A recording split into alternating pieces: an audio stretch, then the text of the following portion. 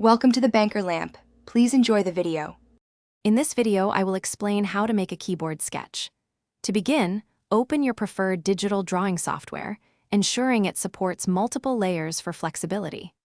First, define the overall dimensions of your keyboard, perhaps a standard 104-key layout, and establish its basic rectangular form. Then, lightly sketch the primary grid for your keycaps, ensuring even spacing and alignment across the board.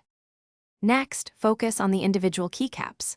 Carefully refine their shapes, perhaps opting for a sculpted profile like cherry or OEM for a realistic feel.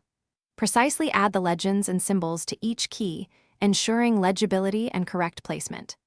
Don't forget to include any special features, such as dedicated media controls, a volume knob, or a full numeric pad, integrating them seamlessly into your design. Now, it's time to bring your sketch to life with depth and materiality. Begin by applying soft shading to give the keyboard a three-dimensional look, considering light sources. Introduce subtle textures to suggest materials like matte plastic for keycaps or brushed aluminum for the case.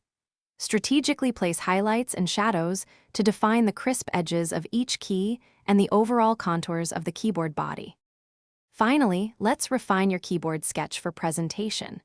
Carefully clean up all your lines, erasing any stray marks or construction guides to achieve a polished look. Consider adding a simple, complementary background to help your keyboard stand out without distraction.